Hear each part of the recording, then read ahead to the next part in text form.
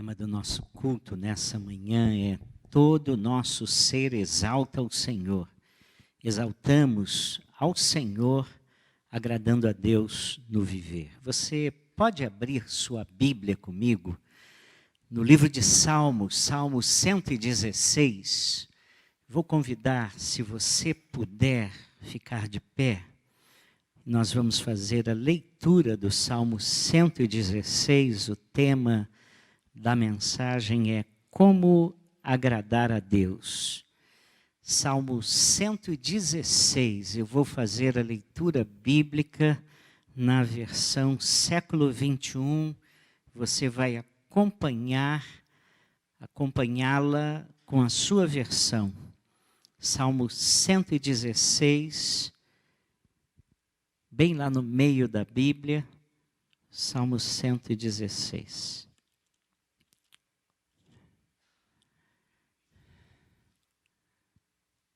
Diz assim a palavra de Deus: amo o Senhor, pois Ele ouve o clamor da minha súplica.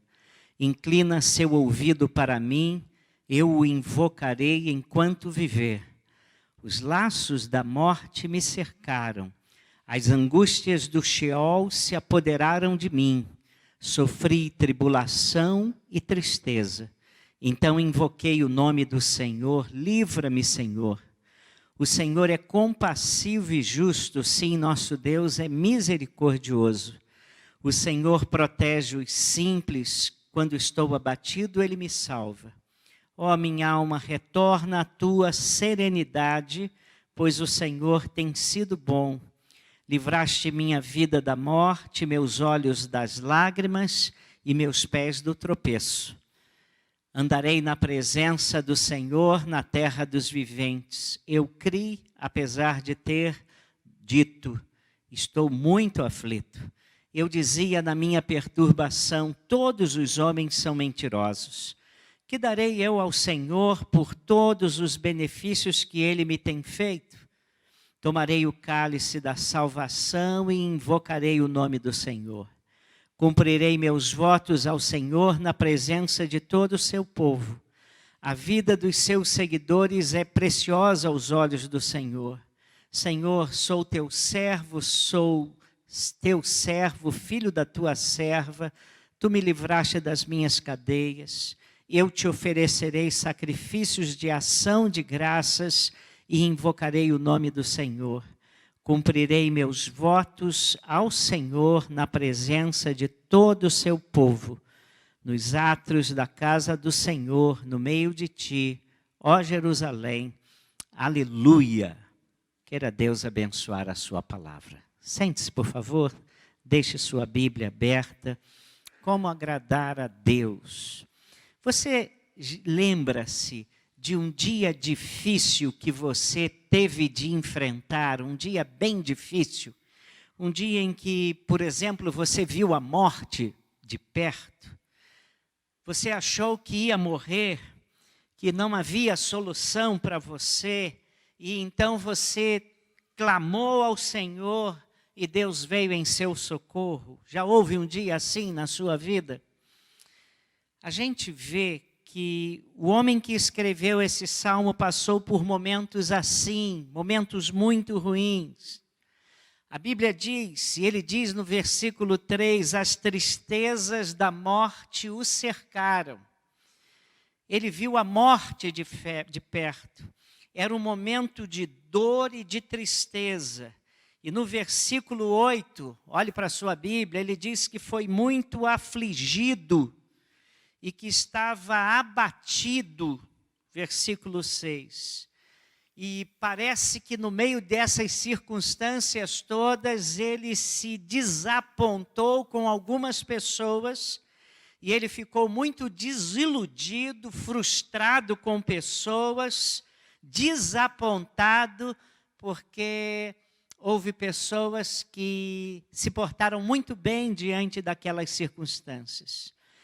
Você se lembra de ter ouvido alguém dizer, sobretudo mulheres, dizendo assim, ele diz assim, no versículo 11, ele diz assim, olhe para a sua Bíblia, todos os homens são mentirosos. ele diz isso. Ele está tão desapontado que ele diz: todos os homens são mentirosos. Mas de vez em quando, mulheres têm decepções com homens e dizem assim: homem nenhum presta. Já ouviu isso? Já ouviu? Eu, quando ouço isso, falo assim: alto lá. Meu pai foi um homem muito honrado. Dou logo uma resposta, né? Meu pai foi honrado. Mas quando uma pessoa diz isso, quando uma mulher diz: ninguém presta, homem nenhum presta, todos os homens são mentirosos, ele está no auge da sua frustração, no auge do seu desespero, do seu desencanto. E o desencanto é tanto que essa pessoa não consegue enxergar ninguém em quem ele possa confiar. Ninguém que seja honesto, ninguém que seja bom, fiel, digno da sua confiança. Era exatamente assim que o homem do Salmo 116 se sentia. Então, desesperado, ele clamou pelo Senhor, versículo 4, ó Senhor, livra minha alma. Senhor, livra minha alma. E aí, ele diz que diante da morte, diante da frustração, diante do peso, da dor, Deus foi gracioso e misericordioso com ele. Deus o socorreu, Deus respondeu ao seu clamor. E ele diz que Deus fez 3 coisas por ele, versículo 8, olhe para a sua Bíblia. Versículo 8, ele diz assim: livraste minha alma da morte, meus olhos das lágrimas e meus pés dos tropeços.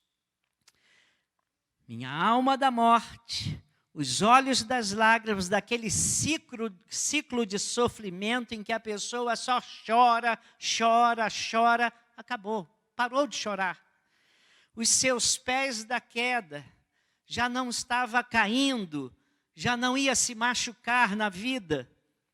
E o livramento dele foi tão grande que ele diz no versículo 7, ó minha alma, retorna ao teu descanso. Sabe, depois de que você passa por um período de tensão, um período de desespero, caos, o perigo passa e você tem um livramento. Sabe esse momento? E aí você, consciente de que o perigo passou, você diz assim: calma, tranquilize-se, fique calmo, sossega. E você fica respirando e fica revivendo, mas ao mesmo tempo agradecendo, porque você viu de perto a mão de Deus agindo em seu favor. E aí, diante dessa experiência, ele tem uma pergunta a fazer. E a pergunta que ele faz está no versículo 12. Ele diz: que darei ao Senhor por todos os benefícios que me tem feito? Que darei ao Senhor por todas as dádivas que Ele tem me dado? E essa pergunta do salmista encontra-se no coração de toda pessoa que teme a Deus, vê o livramento, vê a ação de Deus, vê e experimenta a bondade de Deus, e quer de alguma maneira agradá-lo, retribuí-lo, dizer: Senhor, muito obrigado, o Senhor tem cuidado de mim. A gente sempre pergunta: o Senhor, o que o Senhor agora quer de mim? A gente fica pensando numa maneira de retribuir com gratidão aquilo que Deus nos fez. Que darei ao Senhor por todos os seus benefícios para comigo? O que nós podemos dar ao Senhor? A resposta no Salmo para essa pergunta no Salmo não, mas deixa eu começar por outro lado. A resposta dessa pergunta, o que darei ao Senhor, vai depender do conceito que você tem de Deus. Quem é Deus e qual é o seu Deus? Por exemplo, os adoradores da deusa Astarote no Antigo Testamento, essa deusa exigia que os seus adoradores praticassem prostituição cultual. É isso mesmo. um grupo de prostitutas que eram sacerdotisas, elas estavam no templo para terem relações íntimas com os homens durante o período de adoração. Era isso que era exigido pelos adoradores de Astarote. Os deuses, os adoradores de Moloque, Moloque exigia o sacrifício das crianças. Então você levava o seu filho primogênito, esses filhos eram consagrados ao deus Moloque pelos seus pais, eram colocados no altar e eram queimados vivos. Entidades de macumba, candomblé, todas essas religiões animistas, eles exigem sacrifícios de animais, até hoje. E são oferendas que você vai dar para aplacar a ira deles e você ser pacificado. Eles serem pacificados também. Eu fico me lembrando que naqueles atentados terroristas do World Trade Center em Nova York, no dia 11 de setembro de 2001, aqueles homens que fizeram aqueles atentados, eles criam que Alá estava esperando-os do outro lado com um grupo de virgens, porque eles praticaram jihad. Então, as expectativas, eles fizeram aquilo para agradar exatamente o seu Deus. Você está entendendo? Cada tipo de divindade exige oferendas diferentes. Mas o que nós podemos dar ao único Deus verdadeiro? Como é que nós podemos dizer, Deus, eu quero expressar gratidão ao Senhor, o Senhor me livrou da morte, o Senhor me livrou de perigos, o Senhor ouviu o meu clamor, o Senhor ouviu a minha oração. O que eu faço para expressar gratidão? O que nós podemos dar ao único Deus verdadeiro, Criador dos céus e da terra, por todos os seus benefícios para conosco? O que o Deus da Bíblia exige de você? Exatamente essa pergunta que o salmista está fazendo, e ele dá 3 respostas a essa pergunta. E as respostas são surpreendentes. Em primeiro lugar, primeira resposta dele, versículo 13. Tomarei o cálice da salvação e invocarei o nome do Senhor. Olha que curioso, vou ler de novo. Tomarei o cálice da salvação e invocarei o nome do Senhor. Ele pergunta o que ele devia dar a Deus em gratidão. E a resposta que ele tem é que ele deve receber e não dar. Tomar o cálice da salvação não é fazer algo, mas é receber algo que Deus está lhe dando. Portanto, a ênfase nunca é no que nós podemos fazer por Deus, mas que respostas daremos ao que Deus já fez por nós. A ênfase não está no que nós damos a Deus, mas em aceitar o que Deus nos dá. Não é curioso isso? O Deus da Bíblia, vocês sabem disso, é um Deus que se apresenta como um Deus que dá e nos dá coisas boas. O versículo áureo da Bíblia, o texto áureo da Bíblia, o versículo que nós recitamos e ensinamos para os nossos filhos desde pequeno, já diz isso. Eu vou começar e os irmãos vão parar na palavra, no verbo dar, né? Então vamos lá. Porque deu. Porque Deus amou o mundo de tal maneira que deu. Deu o quê? Para que todo aquele... Deus é um Deus dadivoso, é um Deus que nos dá. Ele deu o seu Filho por nós. Você foi abençoado por Deus. Deus o livrou de algum problema bem sério. Viu Deus lhe devolvendo a vida praticamente? Desesperado você clamou a Deus e Ele o livrou. O que fazer agora para demonstrar gratidão? O salmista nos ensina. A única resposta eficaz que você pode dar é receber o que Ele já lhe deu. A única coisa relevante que nós podemos dar para Deus somos nós mesmos. A única coisa boa que você pode dar para Deus é você mesmo. Deus não quer seus bens, Deus não quer seus sacrifícios, mas Deus quer o seu acolhimento, a gratidão do seu coração. E quer que você receba a maior dádiva que Deus tem dado para nós, que é o seu próprio Filho. Esse é o princípio ativo da fé, irmãos. Certa vez um grupo de pessoas, isso está registrado pelo evangelista João, se aproximou de Jesus com uma pergunta muito semelhante a essa feita no Salmo 116. Diz assim, João, capítulo 6, versículo 28. Dirigiram-se, pois, a ele, Jesus, perguntando: que faremos para realizar as obras de Deus? Essa pergunta parece sincera, não é mesmo? Olha só a resposta que Jesus deu. Respondeu-lhe Jesus: a obra de Deus é esta, que creiais naquele que por ele foi enviado.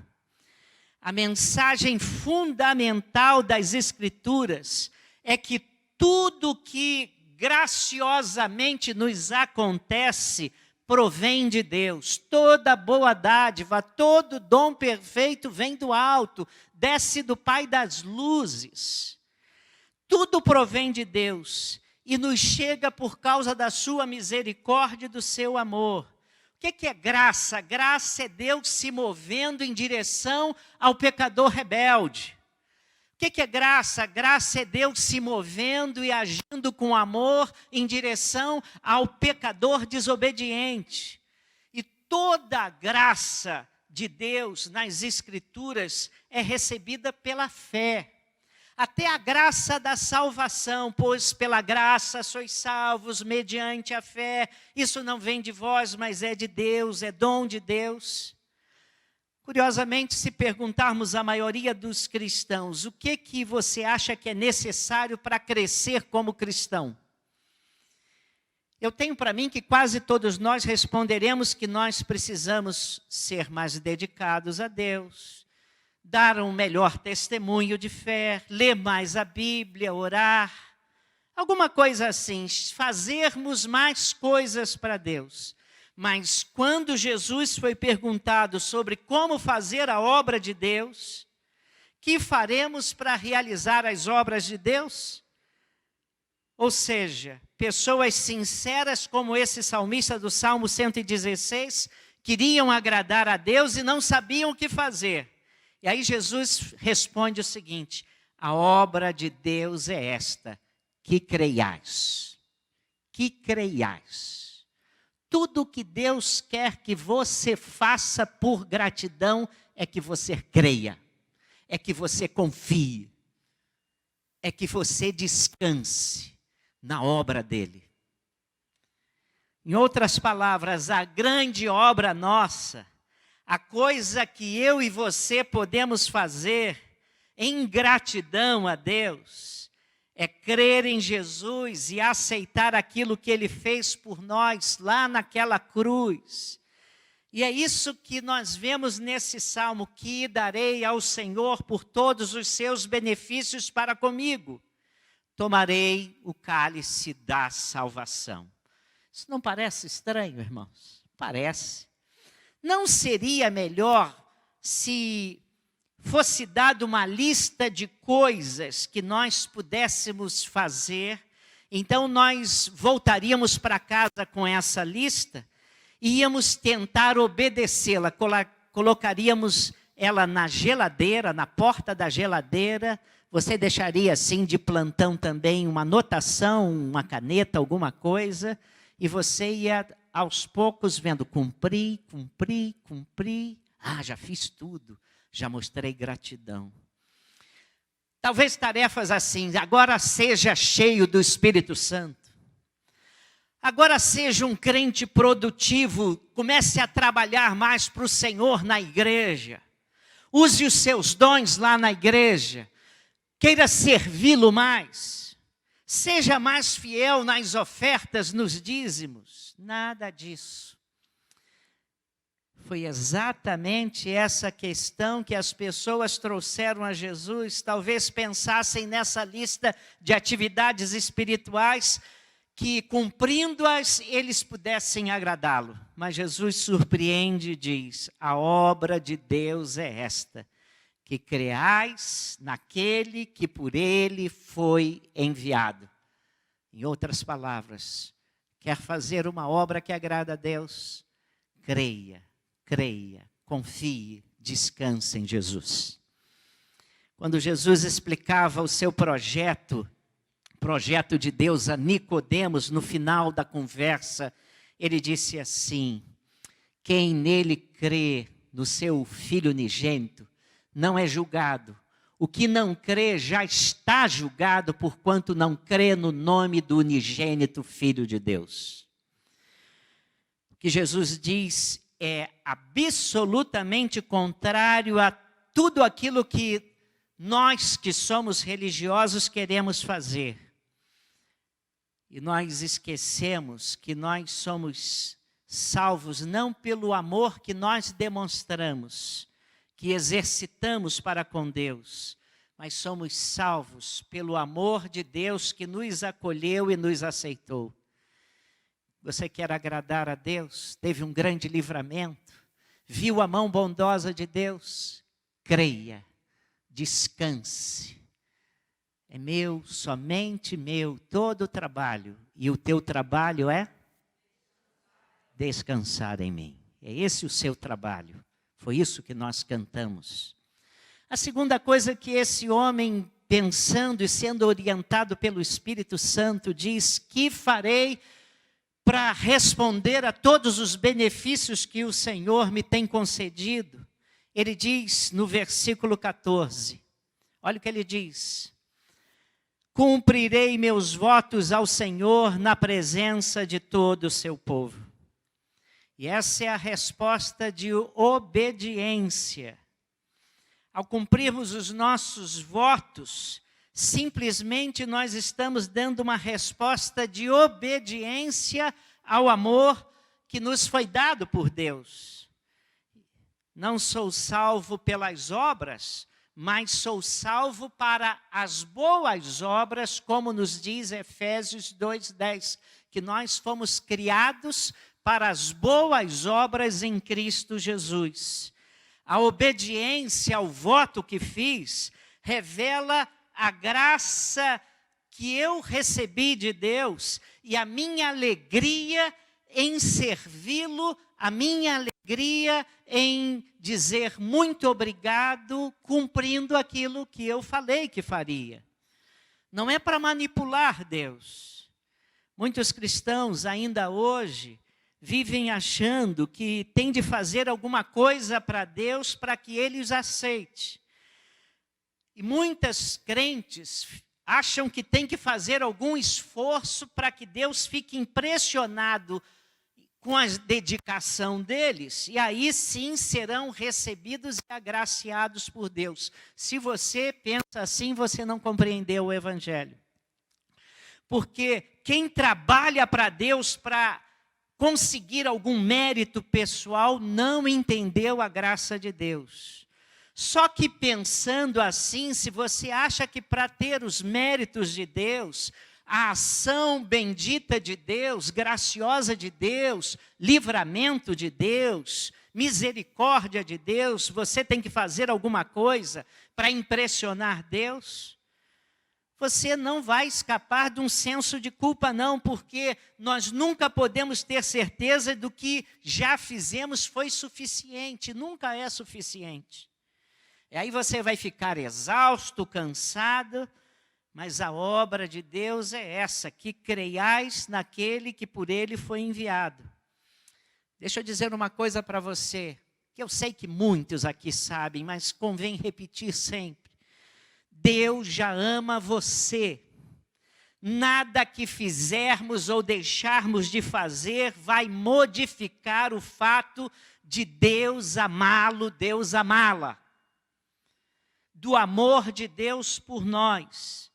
A base das nossas obras deve ser a nossa gratidão, porque Deus já se agradou de nós em Cristo Jesus. E não para tentarmos convencê-lo de que ele deve se agradar de nós. O Evangelho denuncia todo o esforço humano como vão, mostrando que para agradar a Deus é necessário apenas colocar a nossa confiança em Jesus e não nos nossos esforços. Eu me lembro que eu li certa feita, quando Lutero estava numa luta interior muito grande. Ele estava em Roma e ele estava estudando a carta aos Romanos. E quando ele chegou em Romanos 1,16, aquele versículo final de Romanos 1,16, mas o justo viverá pela fé. Aquilo saltou aos olhos e Deus iluminou o coração de Lutero. E ele percebeu que não era mais por obras, mas ao mesmo tempo ele ficava meio em dúvida. E no domingo ele tinha que ir a um templo. Ele combinou de ir àquele templo. E ele estava subindo as escadarias daquele templo, eram muitas escadas. Ajoelhado, ele ia de degrau por degrau. Em cada degrau ele recitava o Pai Nosso. Pai Nosso que estás no céu. Subia mais um degrau, Pai Nosso que estás no céu. Quando acabava, terceiro degrau. E quando ele estava por volta do 40º degrau, e ainda faltavam uns outros tantos, veio-lhe à mente Romanos 1,16b. Mas o justo viverá pela fé. E aí, ele estava naquele momento, preso e sem saber muito bem, no entendimento que ele precisava fazer alguma coisa para agradar a Deus. Toda a sua vida ele achou que tinha que fazer, mas naquele 40º degrau, ficou tão claro que não era o esforço dele, era a fé na obra de Jesus, que ele se levantou e continuou a sua marcha, agora em pé, e chegou lá ao final daquele templo. Irmãos, no meio da escadaria, ele entendeu que não precisava daquilo para agradar a Deus. Os crentes na Galácia ouviram o Evangelho e se converteram porque o apóstolo Paulo ficou doente. Isso está lá em Gálatas 4:10. Paulo teve um problema que a gente pensa que era na vista. E ele foi se tratar lá na região da Galácia. E aproveitou para pregar o Evangelho. Pregou o Evangelho da graça de Deus e as pessoas se converteram, formaram a igreja, crendo na graça de Deus. Passados poucos anos, eles começaram a transformar o Evangelho da graça em evangelho de regrinhas. Pode isso, não pode aquilo, tem que fazer isso, tem que fazer aquilo. E em poucos anos, aquilo que era gracioso, era crer na obra de Deus, se tornou um monte de regrinha para a pessoa ser salva. Paulo, que levou esse evangelho a eles, então, sabendo disso, perguntou em Gálatas 3, versículo 2, recebestes o Espírito Santo, pelas obras da lei ou pela pregação da fé? Vocês se converteram porque andaram obedecendo a lei? Ou vocês se converteram porque receberam a mensagem da graça e a receberam pela fé? Como é que o Espírito Santo vem para a nossa vida, senão quando reconhecemos os nossos pecados, nossa incapacidade e olhamos confiantemente para Jesus? Cumprirei os meus votos, ou seja, vou continuar descansando na obra de Deus. Vou fazer aquilo que prometi, mas não vou fazer aquilo que prometi como uma barganha para Deus. Eu quero cumprir em gratidão, mas eu vou continuar cumprindo com gratidão. Eu prometi isso, vou fazer isso, mas não vou confiar que isso vai me fazer mais agradável a Deus ou não. Eu vou continuar crendo na obra de Deus por mim. Terceiro lugar, Deus me deu um grande livramento, eu estava desesperado, Deus ouviu o meu clamor, o que eu vou fazer para agradá-lo? Versículo 17, terceira coisa, oferecer-te-ei sacrifícios de ação de graças e invocarei o nome do Senhor. E aí, a gente lê sacrifício de ação de graça, a gente lendo sacrifício, a gente começa a pensar em renúncias forçadas, fazer um esforço especial, me privar de alguma coisa, obedecer algumas normas, algumas regrinhas, algumas leis. Eu vou me impor algumas restrições, eu vou ficar em jejum, eu vou todos os domingos vir à igreja em jejum, sei lá o quê, coloque aí algumas regras aí. E a gente pode pensar que isso é sacrifício de ação de graça. Mas o que Deus exige? Sacrifícios de ações de graças. Portanto, não é nada disso, são sacrifícios de louvores. No Antigo Testamento, existiam diferentes tipos de sacrifício. Havia sacrifícios de holocaustos. Eram para que os seus pecados fossem perdoados, para que seus pecados fossem expiados. Mas havia também ofertas pacíficas. E essas ofertas, segundo a Bíblia, chegavam a Deus como aroma suave. Essas ofertas eram dadas por quem estava agradecido a Deus, queria expressar gratidão e ia lá e oferecia isso. Hebreus, o autor aos Hebreus no Novo Testamento, pega essa ideia e nos fala da necessidade de nós crentes fazermos sacrifícios espirituais a Deus. E ele registra isso em Hebreus 13:15, que eu passo a ler. Por meio de Jesus, pois, ofereçamos a Deus sempre, vou repetir, sempre, sacrifício de louvor, que é fruto de lábios que confessam o seu nome. Não negligencieis igualmente a prática do bem e a mútua cooperação, pois com tais sacrifícios Deus se compraz. Ele também fala aí em Hebreus 2 tipos de sacrifícios. Sacrifícios de ação de graça, que é adoração, é louvor. E o Dr. Russell Chet chamava de sacrifício do muito obrigado. Ou seja, demonstrar que nós nos sentimos amados, cuidados, tratados, acarinhados por Deus. E aí, em resposta a isso, nós damos glórias a Deus. Você está lembrado quando Jesus curou os 10 leprosos? A Bíblia diz que um voltou.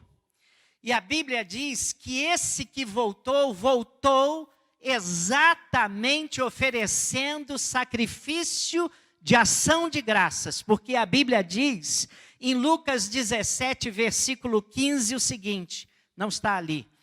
Um deles, vendo que fora curado, voltou glorificando a Deus em alta voz. Observou como é que ele voltou? Voltou glorificando a Deus, mas o que mais? Em alta voz. Significa, irmãos, ele estava tão agradecido pela dádiva, a bênção da cura da sua lepra. Ele viu a graça de Deus, a misericórdia de Deus, a ação benfazeja de Deus na sua vida. E voltou dizendo, glória a Deus, louvado seja Jesus, fui curado por Jesus, Deus é bom, Jesus é o meu grande Senhor, a Ele toda a glória. E todo mundo que estava por perto sabia que ele foi agraciado por Deus. Sacrifício de louvor. Você, quando teve a cura de alguma coisa, alguém ouviu o seu testemunho dizendo o que Deus fez por você? Se ouviu, você fez um sacrifício de louvor. Se você ficou calado, você talvez tenha louvado a Deus só no seu coração. Isso é sacrifício de ação de graças. E Hebreus diz, lábios que confessam o seu nome. Lábios que confessam o seu nome. Gente agradecida que faz questão de falar o que lhe aconteceu. Lábios que confessam o seu nome. Precisamos ter em mente, e diz o seguinte lá em Hebreus, sempre. Sacrifícios de louvor, você sempre deve tributar a Deus o louvor que lhe é devido, porque Ele foi e tem sido gracioso com você. Mas nós precisamos ter sempre em mente que tudo o que fazemos para Deus deve ser adoração, irmãos. Corações gratos oferecem louvores a Deus. Corações gratos prestam cultos a Deus. Corações gratos ofertam suas vidas a Deus. Corações gratos ofertam seus talentos, seus dons, seu tempo, seu dinheiro a Deus. E a segunda prática de louvor que vai lá em Hebreus 13 é a prática do bem. Hebreus 13 diz assim, continuando o versículo, não negligencieis igualmente a prática do bem, a mútua cooperação, pois com tais sacrifícios Deus se compraz. A prática do bem agrada o coração de Deus. O salmista entendeu que uma maneira de agradecermos é sendo generosos, é sendo dadivosos, é sendo liberais. Foi isso que o apóstolo Paulo disse à igreja de Corinto. Se você está lembrado, as igrejas na Judéia estavam passando por necessidades e Paulo pediu a várias igrejas novas que eles levantassem uma oferta para ajudar os crentes da Judéia nas suas necessidades. E ele disse assim, e disse isso assim em 2 Coríntios 9:12. Porque o serviço desta assistência não só supre as necessidades dos santos, vai preencher a necessidade deles, mas também redunda em muitas graças a Deus. Você um dia estava numa situação perigosa, duro, sem dinheiro, ou você estava numa situação muito ruim, e chegou um irmão, uma pessoa, e supriu a sua necessidade. Talvez tenha lhe dado uma oferta. Talvez tenha lhe ajudado a ir ao hospital. Talvez tenha lhe socorrido. E aí você percebeu que você foi ajudado e a mão de Deus estava naquilo. E aí você diz assim, glória a Deus, graças a Deus. E a oferta que aquele irmão lhe deu fez com que você louvasse a Deus pela dádiva que você recebeu. E é exatamente isso que o escritor aos Hebreus está dizendo, tá?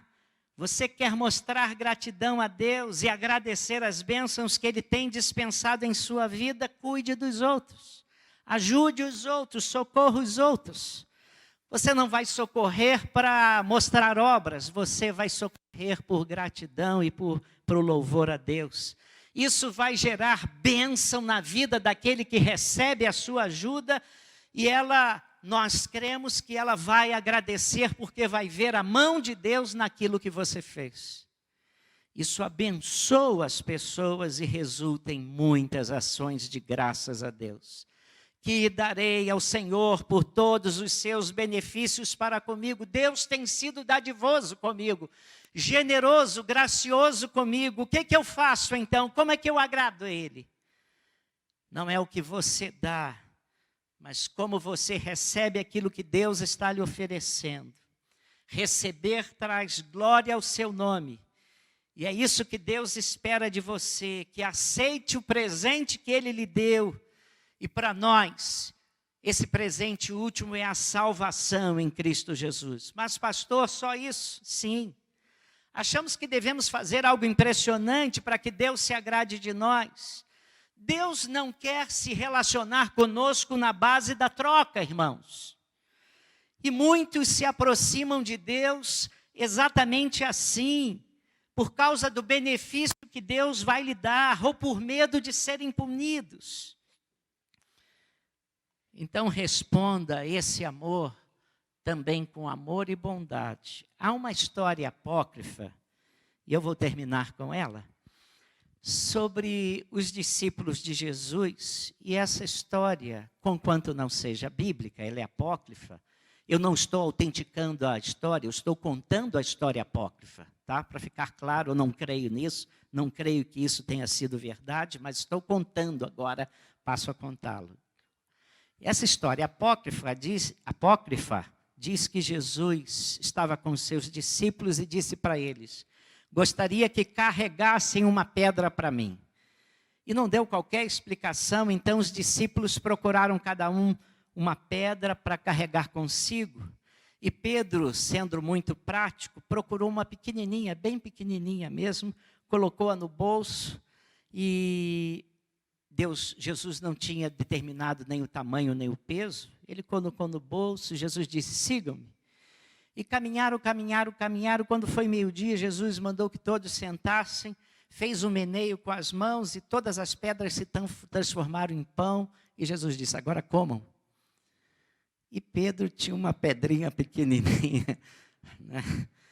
Era muito pequeno, deu uma mordida e acabou. Depois de terminada a refeição, Jesus pediu que todos se levantassem e tornou a dizer: por favor, cada um pegue uma pedra e carreguem essa pedra para mim. Dessa vez, Pedro falou: não vou titubear. Pegou um pedregulhão, botou com dificuldade no ombro e ficou carregando. E eles caminharam, e Pedro com dificuldade com aquele pedregulhão lá, né? E ele disse: mas vai valer a pena pelo jantar, ele pensando, né? E ele mal conseguia acompanhar o grupo. Na hora do jantar, Jesus os conduziu à margem do rio e disse: agora joguem a pedra na água. Todos jogaram e acabou a história. Pedro questionou e Jesus disse assim: você não se lembra do que eu pedi que vocês fizessem? Que carregassem a pedra por mim. Você carregou a pedra por você. Irmãos, o irmão mais velho do filho pródigo se relacionava com o pai e ficava em casa por causa do potencial do que o pai lhe daria, e não pelo amor ao pai. Irmãos, qual é a motivação da nossa obediência, das nossas boas obras, quando buscamos a santidade por culpa, por medo de punição? Obedecemos a Deus ou somos graciosos com Deus na esperança de que vamos receber algum benefício disso? Essa não é a resposta de amor e gratidão que Deus deseja do nosso coração. Também não é sacrifício assim que Jesus Cristo deseja. Você é agradecido a Deus? Você deseja agradá-lo por gratidão?